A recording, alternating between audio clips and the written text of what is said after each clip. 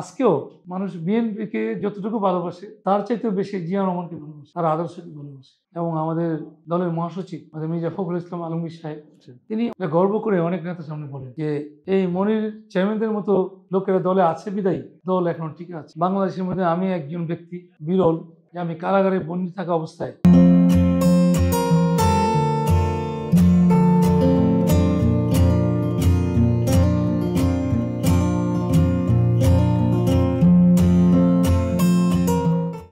প্রতিটি জীবনেই গল্প থাকে। যাপিত জীবনের আনন্দ বেদনা, হাসি কান্না আর পাওয়া না পাওয়াগুলোই হয়ে যায় গল্প। সব গল্পেই ভিন্নতা থাকে, থাকে বৈচিত্র্য। তবে কিছু গল্পে থাকে স্বচ্ছ রাজনীতি আর দেশ গড়ার অঙ্গীকার। তবে এমন গল্প সবার থাকে না, যাদের থাকে তারা সংখ্যায় অতি অল্প। সেই অতি অল্প সংখ্যার একজনকে নিয়েই সাজিয়েছি আজকে আমার গল্প। আমার গল্পের আজকের গল্পকার হাজী মোহাম্মদ মনির হোসেন। জনাব হাজী মোহাম্মদ মনির হোসেন, আপনাকে স্বাগত জানাচ্ছি আমার গল্প অনুষ্ঠানে। প্রথমে আপনাকে ধন্যবাদ জানাচ্ছি, আপনি অনেক ব্যস্ততার মধ্যে আমাদেরকে সময় দিয়েছেন, সেই জন্য আপনাদেরকেও স্বাগত জানাচ্ছি যে আপনারা অনেক দূর থেকে কষ্ট করে এসেছেন, সেই জন্য আপনাদেরকেও ধন্যবাদ। আমরা অনুষ্ঠানের শুরু করব আপনার শৈশব জীবন থেকে। আমরা জানতে চাইবো আপনার শৈশবের গল্পগুলো কেমন ছিল। শৈশব, আমাদের যে শৈশব, সেই শৈশব তো শুধুই আনন্দে ভরা। কারণ আমরা শৈশব কৈশোরে আমরা দিগন্তের মতো ছুটে বেরিয়েছি। যেমন ধরুন, এই নানির বাড়ির গাছের বড়ি পাড়তে যেতাম। সেই বাড়িতে অনেকগুলো গাছ ছিল, অনেক প্রকারের বড়ি হতো, সেই জন্য সেখানে যাওয়া। তারপরে বুড়িগঙ্গা নদী সাঁতরিয়ে পার হয়ে ওপারে যেতাম, আবার ওখান থেকে পার সাঁতরিয়ে আসতাম। তখন এটা খুবই আনন্দের ছিল যে এক ঝাঁক আমরা কিশোর আমরা পার হচ্ছি খুব আনন্দ উৎসবে, আবার সাঁতরিয়ে আসছি। তারপরে ধরুন আশেপাশে অনেক ক্ষেত ছিল, সবুজে সবুজে ভরা। যেমন ধরেন শীতকালে টমেটো, এবং নদীর পাড়ে ছিল বাঙ্গি ক্ষেত। তো আমরা ঘুরে ঘুরে যেগুলি পাকা ছিল বা আধা পাকা আধা কাঁচা এরকম, সেগুলো আমরা পেরে এনে 15-20 জনের ভর্তা বানিয়ে একসাথে বসে খেতাম, গল্প করতাম। এই বাঙ্গিও পেরে এনে খেতাম। এখন তো সব বিল্ডিং হয়ে গেছে। মানে এখন সবজি ক্ষেতের উপরে বিল্ডিং। হ্যাঁ, বিল্ডিং, 10 তলা বিল্ডিং। এরকম আপনার খেলাধুলা, হাডুডু, এগুলো আমার প্রিয় খেলা ছিল।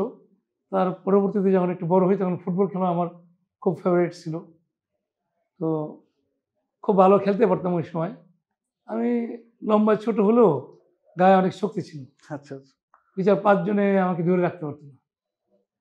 তো সেইগুলি এখন মনে হলে মানে খুবই আনন্দ লাগে যে আমাদের শৈশব কৈশোর কেমন কেটেছে আর আমাদের ছেলে মেয়েদের কেমন কাটছে। তো এর মধ্যে যদি আমি একটা জিনিস জানতে চাই, যে এই যে আপনার কৈশোর বা আপনার শৈশব আর আপনার সন্তানের যে শৈশব, এর মধ্যে তো বিরাট বিস্তর ফারাক। অনেক ফারাক। এটার জন্য দায়ী কে? এটার দায়ী হলো আসলে এটা ব্যক্তি সচেতনতা, পারিবারিক সচেতনতা, সামাজিক সচেতনতা এবং রাষ্ট্রীয় সচেতনতার অভাব। যদি আমরা উন্নত দেশের দিকে তাকাই তাহলে সময় উপযোগী যেই পদক্ষেপ নেওয়া দরকার ছিল পরিবেশকে রক্ষা করার জন্য, নদী খাল বিলকে রক্ষা করার জন্য, সেটা তো নেওয়া হয়ই নাই। বরঞ্চ বালু কেটে ফসলি জমি ভরাট করেছে, মানে সবুজের যে সমারোহ সেটাকে নষ্ট করে দিয়েছে, খাল বিল ভরাট করে ফেলেছে। এর জন্য রাষ্ট্রযন্ত্র থেকে ব্যক্তি পর্যন্ত দায়ী। আপনার রাজনৈতিক সূচনাটা হয়েছিল কিভাবে, আর বিএনপির সাথে আপনার পথ চলাটা কিভাবে হয়েছিল? আসলে সূচনাটা হলো আমি যখন প্রাইমারি স্কুলে পড়ি লালবাগ সরকারি প্রাথমিক বিদ্যালয় 2। তো সেখানে শহীদ প্রেসিডেন্ট জিয়া রহমান খাল কাটা কর্মসূচিতে অংশ নেওয়ার জন্য আমাদের বুড়িগঙ্গার যে শাখা নদী, এই ডান দিকে এই শাখা নদীতে পাশে উনি খালের মতোই এটাকে আরো গভীর করার জন্য, যাতে মানুষের ফসলি জমি উৎপাদন করতে সুবিধা হয় বা সেচ যন্ত্রের পানি ঠিকমতো পায়, এখানে এসেছিলেন। তবে ওনার হাতে একটা আর্মিদের লাঠি ছিল, এখানে হ্যাঁ, মাথায় ক্যাপ ছিল আর্মি ড্রেসে। তাহলে আমাদের শিক্ষকরা আমাদেরকে লাইন দিয়ে দাঁড় করিয়েছিল স্কুলের সামনে, যেহেতু প্রেসিডেন্ট যাবে এখান দিয়ে। তো আমরা সবাই লাইন ধরে দাঁড়িয়েছি এবং তিনি প্রত্যেক শিশুর সাথে হাত মিলিয়েছেন। হাত মিলানোর একটা সুযোগ হয়েছিল আপনার হ্যাঁ। তো তখন থেকে ওনার প্রতি আমার অনেক দুর্বলতা।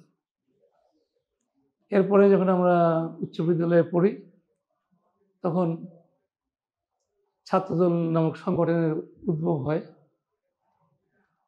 তখন আমাদের লালবাগের কৃতি সন্তান নাসিরুদ্দিন আহমেদ পিন্টু, তিনি ছাত্রদলের লালবাগের যখন সভাপতি ছিলেন, তখন তিনি আমাদের এই কামারচরে ঘুরে ঘুরে এই আমাদেরকে ছাত্রদলে যোগদান করিয়েছিলেন।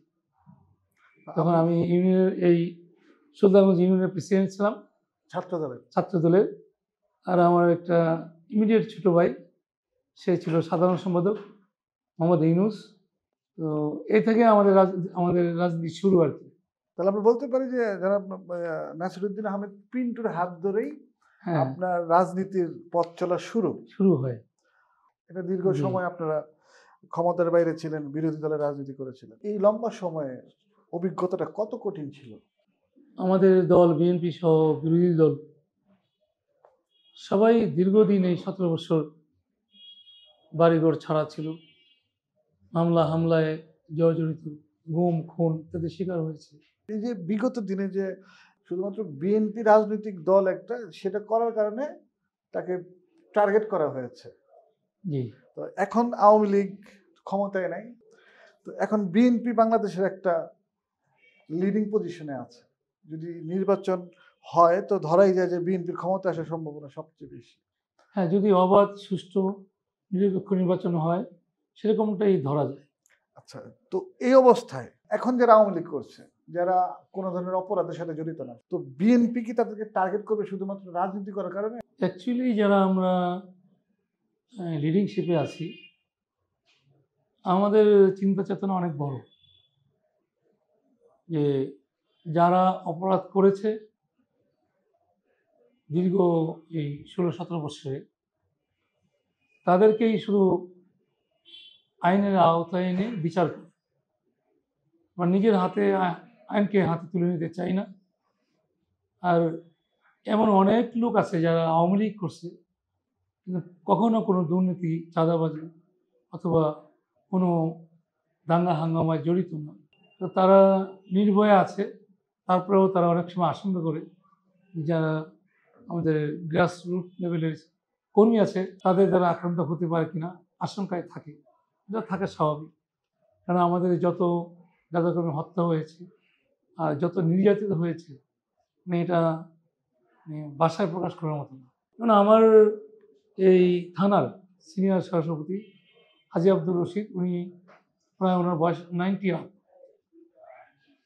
বিশাল দেহী মানুষ। এই আমাদের হাতিবাগ বেরিবাদে জাউচরে ডালে আমাদের একটা প্রোগ্রাম ছিল, যে সেখান থেকে পদযাত্রা করে আমরা প্রোগ্রামটা করব। সেই প্রোগ্রামে তিনি রিক্সায় একা যেতেছেন। তো ওনাকে 56 নং ওয়ার্ডের কাউন্সিলর মোহাম্মদ হোসেন তাকে রিক্সা থেকে নামিয়ে কলারে ধরে তার কর্মীদের নিয়ে যেতে তাকে এমনভাবে মারপিট করা হয়, তার মাথা, 2 হাত, পিঠ, মানে সারা শরীরে তাকে, মানে বুকে এমন আঘাত করা হয় যে সে বাঁচবে কি বাঁচবে না সন্দেহ ছিল। তো পরে হাসপাতালে তিনি 16 দিন চিকিৎসা নিয়েছেন। এরকম একটা বয়োজ্যেষ্ঠ লোক এবং তার মাথায় টুপি, মুখে দাড়ি, মানে এই কাউন্সিলরের বাবার বয়সের কম না, এরকম লোকদেরকে তারা তাদের নাগালে পেলে ছাড় দেয়নি। তো সেই ক্ষেত্রে অনেক তৃণমূল কর্মীর ভিতরে ক্ষোভ আছে। কোনো আওয়ামী লীগ হোক বা ভিন্ন মতের রাজনীতির কর্মী হোক, নেতা হোক, তাদের প্রতি যাতে ওই ক্ষোভ থেকে অন্যায় করা না হয়, সেই জন্য আপনারা কি ব্যবস্থা নিচ্ছেন? সেটা হলো আমাদের নেতা, আমাদের ভারপ্রাপ্ত চেয়ারম্যান, জননন্দিত জননেতা জনাব তারেক রহমান সাহেব ইতিমধ্যে আমাদের সাথে কয়েকবার স্কাইপে মিটিং করেছে। একাধিকবার তিনি নির্দেশ দিয়েছেন যাতে তৃণমূলে যাতে শান্তি শৃঙ্খলা বজায় রাখে। তৃণমূল থেকে নিয়ে সবাইকেই জনগণের পাশে দাঁড়ানোর জন্য আহ্বান জানিয়েছেন। সেজন্য আমরা বিভিন্ন এলাকায় কর্মী সভা করে যাচ্ছি এবং এই আমাদের তৃণমূলের সাথে আওয়ামী লীগের তৃণমূলের লোক কিছু লোক ঢুকে যাতে চাঁদাবাজি সন্ত্রাস নৈরাজ্য করতে না পারে সেটা আমরা তীক্ষ্ণভাবে নজর রাখছি। বাংলাদেশের বিভিন্ন জায়গায় জি, বিশেষ করে বিএনপি নেতা কর্মীদের নাম নিয়ে চাঁদাবাজির দখলবাজির অভিযোগ পত্রপত্রিকা বা গণমাধ্যমে প্রায় নিয়মিত। তো সেক্ষেত্রে কেরানীগঞ্জ বা এই কামরাঙ্গীরচর আপনার নিজস্ব এলাকা, সেই এলাকায় এই অভিযোগটা কেমন? আপনারা কিরকম অভিযোগ পান? অভিযোগ আসে, অভিযোগ আসার সাথে সাথে আমরা কোনো লোকের কাছে যদি এরকম অবৈধভাবে কোনো টাকা পয়সা নেয়, এরকম অভিযোগ পাওয়ার সাথে সাথে আমরা সেটা উদ্ধার করে দিই এবং সেই সমর্থক বা কর্মী অথবা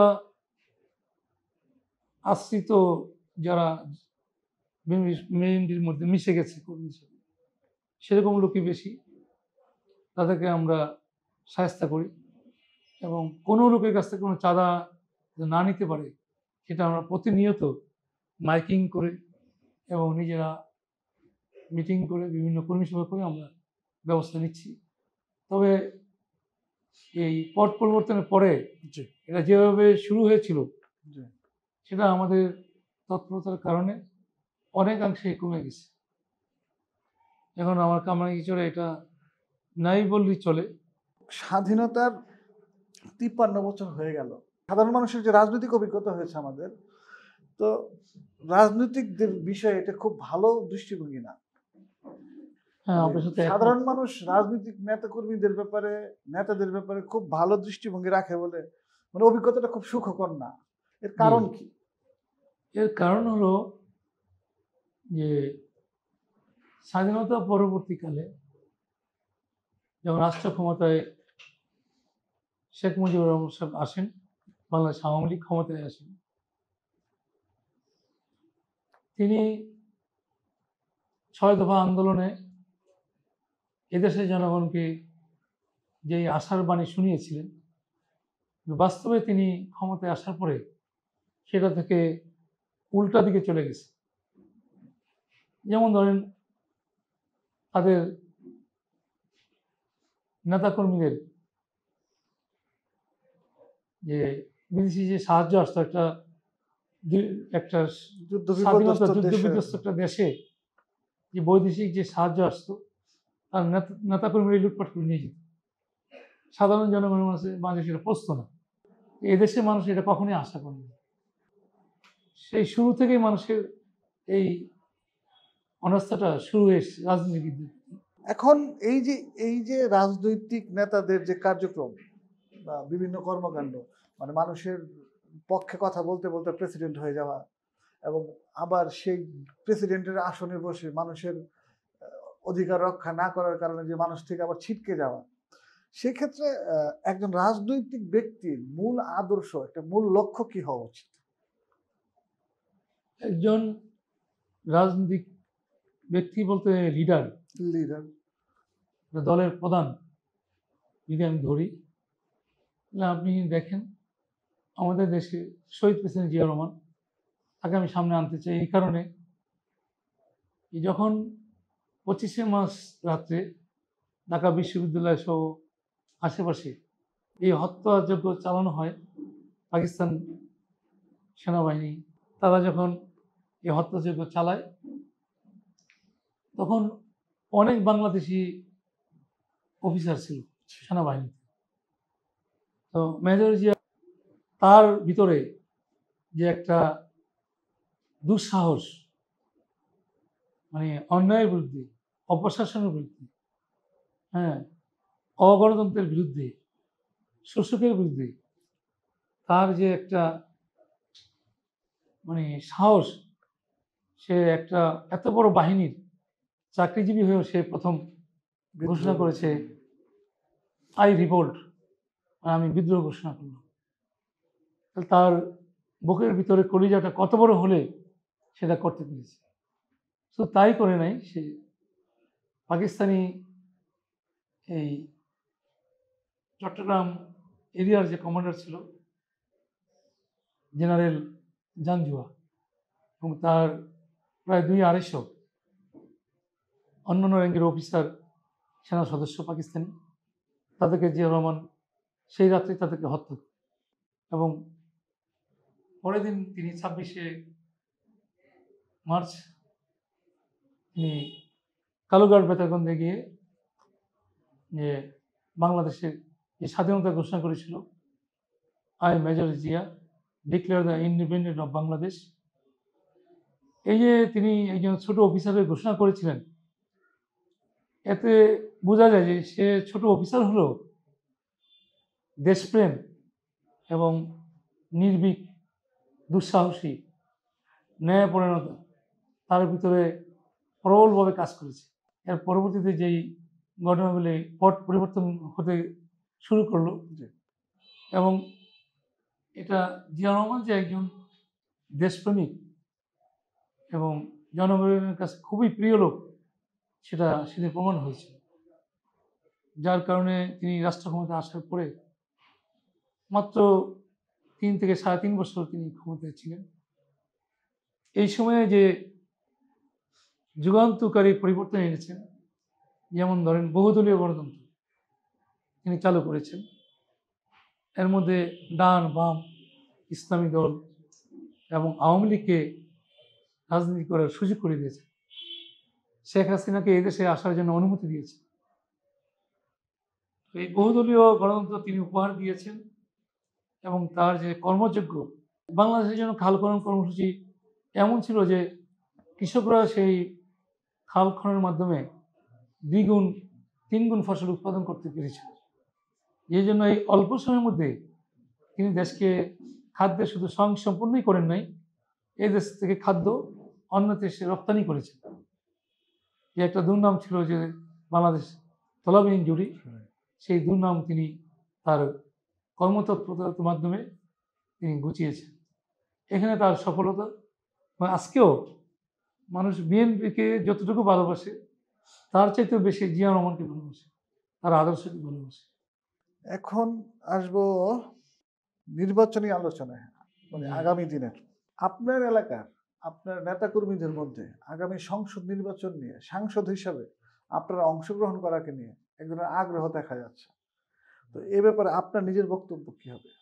আসলে এ বিষয়ে আমার বক্তব্য এটাই যে আমি একজন তৃণমূল থেকে রাজনীতি করে এসেছি, ছাত্রদল, যুবদল, বিএনপি, থানার সভাপতি, মহানগরের যুগ্ম আহ্বায়ক। সর্বোপরি আমি জনগণের সাথে মিশে যাওয়ার জন্য, জনগণের কল্যাণের জন্য আমি ইউনিয়ন পরিষদের চেয়ারম্যানও হয়েছি। তো ওই সময়টায় আমি জনগণকে যে সেবা দিয়েছি, যেমন ধরেন বিনামূল্যে আমি সার্টিফিকেট দিয়েছি তাদেরকে।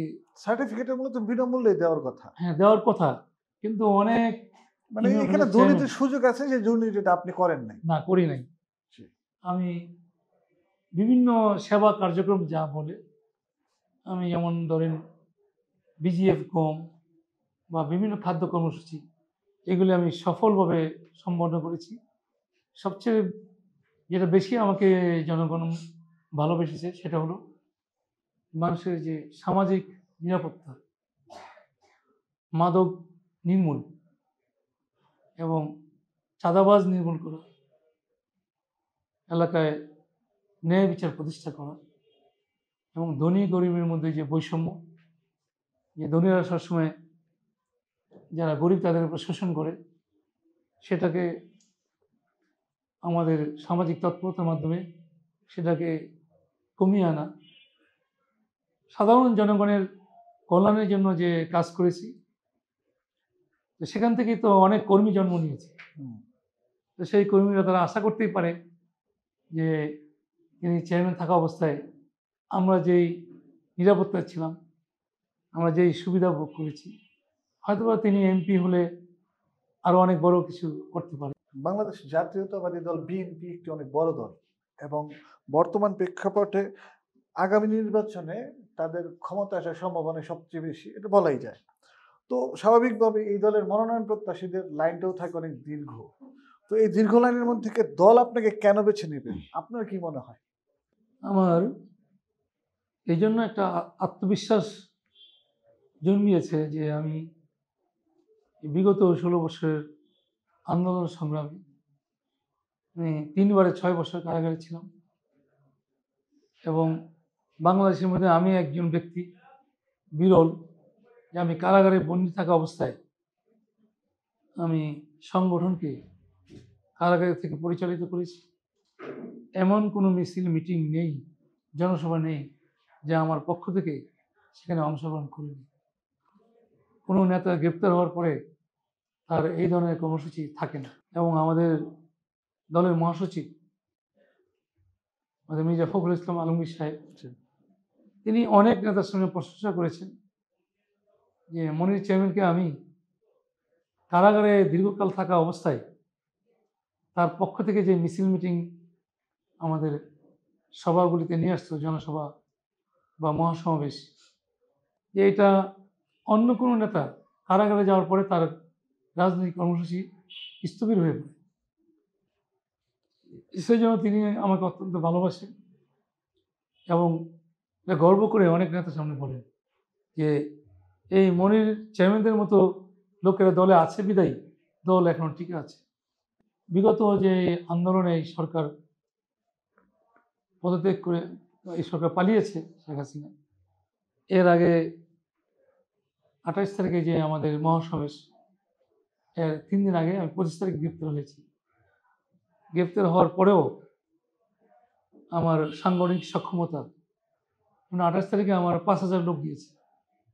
যখন পরিকল্পিতভাবে আমাদের স্টেজে মাইক মানে সংযোগ বিচ্ছিন্ন করে দেওয়া হয়, তখন আমাদের যে মিছিল সেটা মঞ্চের সামনে থেকে যে হ্যান্ড মাইক যেটা দিয়ে মহাসচিব কর্মসূচি ঘোষণা করেছিল, সেটা আমার মিছিল থেকেই তিনি নিয়েছেন। মানে আপনার পাঠানো মিছিল থেকেই সেই হ্যান্ডমাইকটা ব্যবহার করে পরবর্তী কর্মসূচি ঘোষণা করেছেন। আচ্ছা, যদি দল আপনাকে মনোনয়ন দেয় সেক্ষেত্রে নির্বাচনে নির্বাচিত হয়ে আসার সম্ভাবনা কতটুকু আপনার? আমি তো আশা করি যে জনগণ আমাকে যেভাবে ভালোবাসে, আমি তো আপনাদেরকে বলবো এই সম্ভাবনা হলো এমন যে সারা বাংলাদেশে যতগুলো আসনে নির্বাচন হবে, আর আমি দানের শীষ প্রতীকে নির্বাচন করলে সর্বোচ্চ ব্যবধান যেটাকে বলে, তা আমি সেরকম সর্বোচ্চ ভোট পেয়ে আমি পাশ করতে পারবো। আমার জনগণ আমাকে সেভাবে ভালোবাসে। আপনার দলের যে ভারপ্রাপ্ত চেয়ারম্যান জনাব তারেক রহমান, তার সম্পর্কে আপনার ব্যক্তিগত মতামত কি? আমি তার সততা নিয়ে অনেক আমি আশাবাদী এবং এই দীর্ঘ 16 বছর সংগঠনকে তিনি যেভাবে চালিয়েছেন, এর মধ্যে আমি 6 বছর বাদে বাকি সময় যখন ওনার সাথে স্কাইপে কথা বলেছি,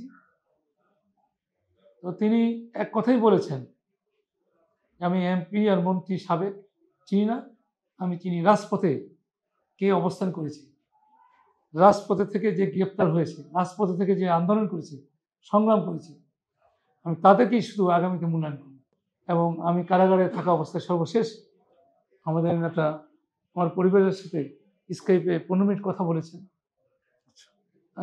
পরিবারের খোঁজখবর নিয়েছেন এবং আমি জেল থেকে বের হওয়ার পরেও ব্যক্তিগতভাবে আমি একা ওনার সাথে 2 বার কথা বলেছি। উনি এই তৃণমূল পর্যায়ে পর্যন্ত লক্ষ্য রেখেছেন এবং তার কাছে সেগুলি নোট আছে।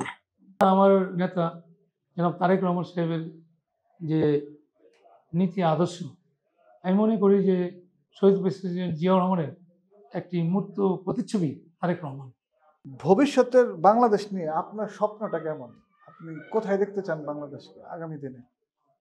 ভবিষ্যতের আমার স্বপ্নটা হলো এই দেশটা দুর্নীতিমুক্ত থাকবে, এ দেশের মানুষ ন্যায় বিচার পাবে, এদেশে সামাজিক বৈষম্য দূর হবে, ব্যক্তি, সমাজ, পরিবারের নিরাপত্তা নিশ্চিত করতে হবে এবং পরিবেশের যে ভারসাম্য, যে পরিবেশ দূষণ হয়ে আমাদের যে স্বাস্থ্য সুরক্ষার যে অবনতি হয়েছে সেটা পুনর্জীবন করতে হবে। এখন আপনি আপনার দলের নেতা কর্মীদের উদ্দেশ্যে যদি কিছু বলতে চান। আমার দলের যারা আমার সিনিয়র নেতা এবং আমার সমপর্যায়ের এবং যারা তৃণমূলে আছেন তাদেরকে আমি উদাত্ত আহ্বান জানাবো, শহীদ প্রেসিডেন্ট জিয়া রহমান তিনি শুধু বাংলাদেশের একজন নেতা নয়, তিনি বিশ্ব নেতা ছিলেন তার আদর্শের কারণে। আমরা যদি তার আদর্শকে বুকে ধারণ করে লালন করে আমরা যদি দেশপ্রেমে উদ্বুদ্ধ হয়ে আমরা সমাজের সেবা করতে পারি, তাহলে আমাদের শহীদ জিয়াউর রহমানের যে স্বপ্ন সেটা বাস্তবায়িত হবে। আমার দলের যে 19 দফা কর্মসূচি সেটা বাস্তবায়ন হবে। আমাদের নেতা জনাব তারেক রহমান সাহেবের যে রাষ্ট্র কাঠামো মেরামতের যে 31 দফা কর্মসূচি সেটা বাস্তবায়ন হবে এবং এদেশ একদিন জিয়াউর রহমানের যে আধুনিক বাংলাদেশ গড়ার স্বপ্ন সেটা বাস্তবায়িত হবে ইনশাল্লাহ। আমি সেটা বাস্তবায়নের জন্য আমাদের সব নেতা কর্মীদেরকে আহ্বান করব যে তারা আমার নেতা জিয়াউর রহমানের আদর্শকে অনুসরণ করে। আপনাকে অসংখ্য ধন্যবাদ, এতক্ষণ আমাদের সময় দিয়েছেন। আপনাদেরকে অসংখ্য ধন্যবাদ। আশা করি মাঝে মধ্যে আসবেন। আমি এমপি হই না হই সেটা বড় বিষয় না, যে সমাজের সেবা করতে পারি এটা আমার সবসময় থাকবে ইনশাআল্লাহ। অবশ্যই। দর্শক, এতক্ষণ আপনারা আমাদের সাথে ছিলেন, আপনাদেরকে অসংখ্য ধন্যবাদ। পরিশেষে একটি কথাই বলা যায়, রাজনীতি হোক জনকল্যাণে, মানুষের জন্য। রাজনীতি দ্বারা যাতে কারো ক্ষতি না হয়, মানুষ উপকৃত হোক, দেশ এগিয়ে যাক, সেই চেষ্টা আমাদের করতে হবে এবং সেই চেষ্টাটাই সকলকে করা উচিত। চেষ্টাতেই হয়, চেষ্টা ছাড়া নয়। সবাইকে ধন্যবাদ।